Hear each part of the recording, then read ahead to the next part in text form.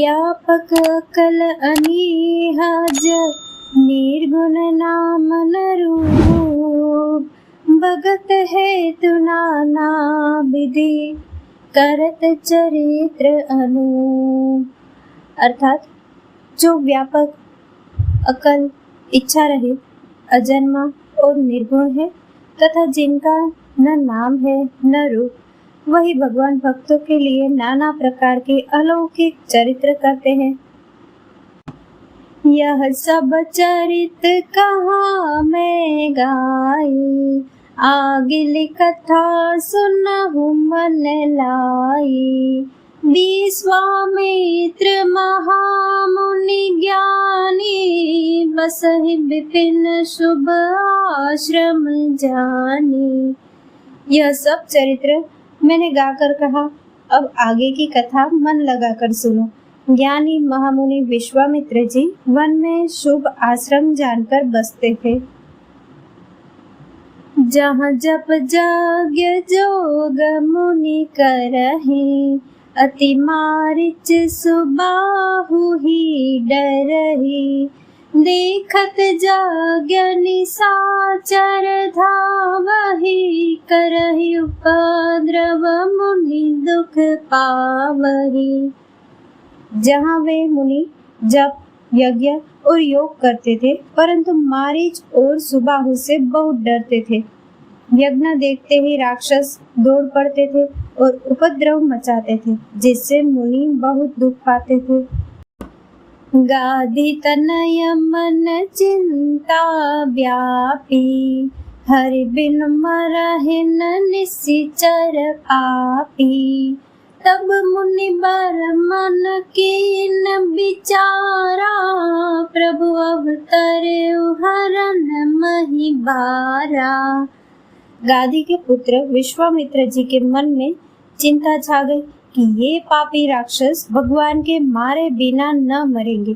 तब श्रेष्ठ मुनि ने मन में विचार किया कि प्रभु ने पृथ्वी का भार हरने के लिए अवतार लिया है।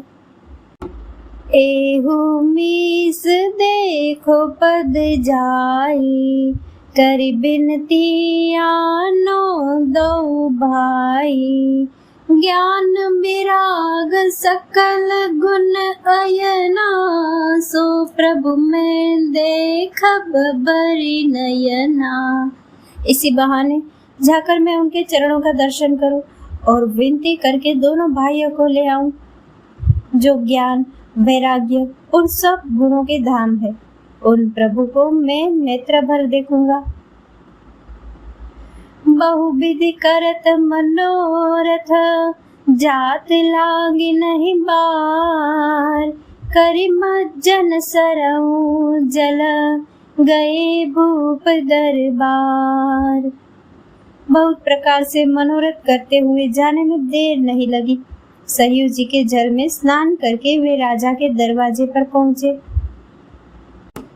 मुनि आगमन सुना जब राजा, मिलन गयौले विप्र समाजा।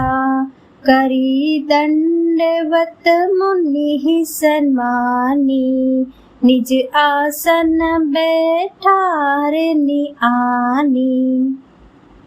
राजा ने जब मुनि का आना सुना, तब वे ब्राह्मणों के समाज को साथ लेकर मिलने गए और दंडवत करके मुनि का सम्मान करते हुए उन्हें लाकर अपने आसन पर बैठाया। चरण पखार कीनी अति पूजा, मौसम आज धन्य नहीं दूजा। विविध भांति भोजन करवावा, मुनि बर हृदय हर्ष अति पावा। चरणों को धोकर बहुत पूजा की और कहा, मेरे समान धन्य आज दूसरा कोई नहीं है। फिर अनेक प्रकार के भोजन करवाए, जिससे श्रेष्ठ मुनि ने अपने हृदय में बहुत ही हर्ष प्राप्त किया।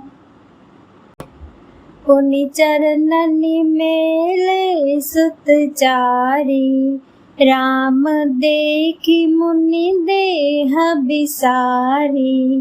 भय मगन देखत मुख शोभा, जनु चकोर पूरन शशि लोभा।